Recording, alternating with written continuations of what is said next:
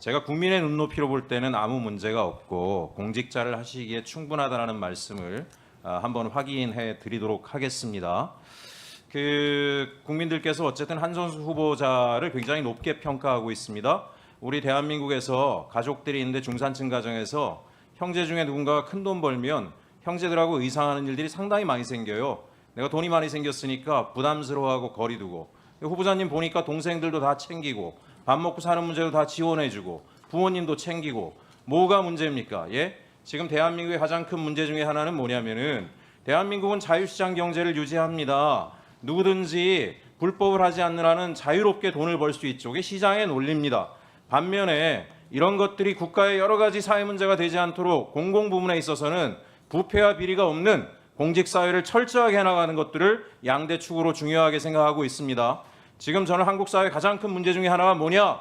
돈도 많이 갖고 싶고 권력도 동시에 많이 갖고 싶은 사람들, 이런 사람들을 기득권과 특권이라고 이야기하고 이 사람들이 권력을 남용할 때 한국 사회에 여러 가지 문제가 해결되지 않는다라고 보는데, 우리 후보님 보니까 민간 기업에서 역량으로 재산도 많이 늘리시고 형제들도 돌보고 또 공직사회에 오니까 집도 다 정리하셨어요. 그것도 헐값에 손해보면서 파셨고, 또 하나 그것만이 아니에요. 보니까 차입 중에 일부 한 5억 원은 뭐 국제 구호개발 이런데 기부도 하셨습니다.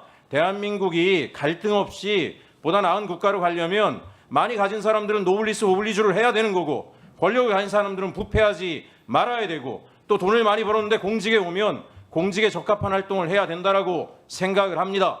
제가 국민의힘 의원들께서 이제 이 얘기 그만하셨으면 좋겠는 게, 제가 조금 전에 점심 먹으면서 우리 국회의원들 재산 순위를 쭉 찾아봤어요. 1등부터 11등까지의 9명이 국민의힘 의원들이세요. 아니, 저는 뭐 재산 가지고 문제 삼으려는 게 아니라 선수가 많으셔가지고 수십 년째 공직에 있었던 분들이 어떻게 이런 많은 재산을 모았는지 참 궁금해요. 심지어 국회 오시기 전에 우리 장동혁 대표 같은 분 보니까 판사를 하셨어요. 공무원 하시다가 국회 왔으니까 평생 공직을 하셨어요. 이분도 집을 6채나 가지고 있다가 이제 와서 문제가 되니까 일부 정리하고, 그런 거에 대해서는 아무 얘기 안 하고, 추경호 우리 대구시장 요번에 되셨잖아요. 어떻게 공무원 생활하면서 4, 5년 사이에 재산이 30억이 늘어납니까? 1년에 연봉이라는 게 빤한데 그런 것들 가지고 문제 삼아야지, 지금 민간 시장에 있다가 자기 점검들을 하고 자기 재산까지 정리하면서 적은 연봉 받고 공직에 오시는 분을 이렇게까지 털면서 인격을 모욕하는 짓은 국민들이 용납하지 않을 것이다 라는 말씀을 하겠습니다. 이 시간 이후로 그런 얘기 안 했으면 좋겠다는 말씀을 드립니다. 제가 총리께 하나 좀 말씀드리겠는데요. 만약에 총리가 되시면 아까 제가 잠깐 얘기 드렸지만 국가테러대책위원회 위원장을 겸직하시게 됩니다. 네, 굉장히 중요한 문제예요. 단지 제가 이재명 대통령이 대표 시절에 테러 당했던 그 문제에 대한 수사만으로 중요하다라고 이야기하는 게 아닙니다. 지금 저는 대한민국의 민주주의, 자유민주주의에서 굉장히 중요한 게 표현의 자유, 국민의힘 의원들도 계속 표현의 자유 이야기합니다. 그런데 극우 세력들이 법을 넘어서는, 선을 넘는 행동으로 표현의 자유를 망치고 있어요. 모욕, 혐오, 차별로 일반 국민들의 정상적인 의사표현, 정치적 표현, 사회적 활동들을 갖다가 자기들 입맛에 맞지 않으면 집단적으로 달려가서 모욕하고 혐오하고 이제는 폭력적 행동까지 불사하고 있습니다. 이런 것들을 이번에 총리가 되시면 엄격하게 저는 엄단해야 된다고 생각해요. 일베 이런 사람들 용납하면 안 됩니다. 저도 관련법을 발의를 했습니다. 국가에서 이런 것들을 엄밀하게 보지 않으니까 대한민국 민주주의가 흔들리니까 무슨 국적도 없는 인간들이 들어와서 대한민국 주권자까지 조롱하고 있어요. 이게 뭐하는 놈들입니까? 이 모스탄, 고든창, 도둑 이재명을 제거하라? 합법적 대통령이 아니다? 지가 뭔데 이런 얘기를 해요? 한미동맹을 해치는 일입니다. 오죽하면 트럼프 정부까지도 우리와 무관하다, 한미동맹 해칠 수 있다라고 선을 그었어요.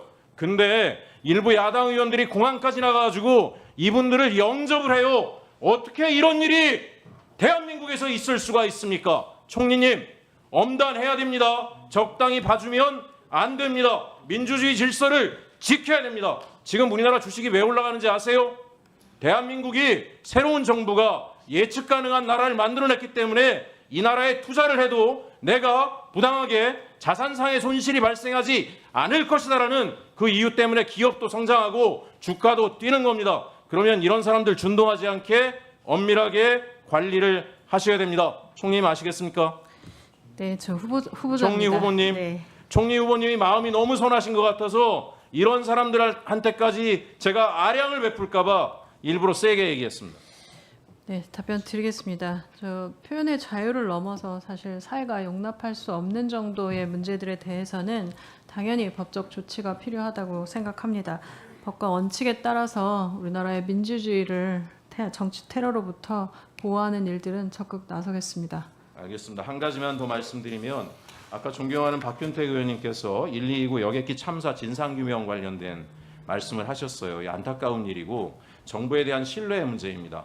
대규모 참사가 발생할 때마다 국민이 납득할 만큼 수준의 진상규명이 잘 되지 않았어요. 어제는 세월호 사건에 정말 그 어린 학생이 나이 들어서도 트라우마를 극복하지 못하고 목숨을 끊지 않았습니까? 이런 일이 생기지 않게 정부가 충분히 능력이 되지 않습니까? 지난번에 국조특위 하면서 제가 보니까 이게 국토부의 카르텔이 진상규명을 가로막았다라고 하는 것들을 보게 됐어요. 그래서 국조실로 옮겨가지 않았습니까? 국무총리실로. 근데 국무총리실에도 저는 걱정이 되는 게 하나 있어요.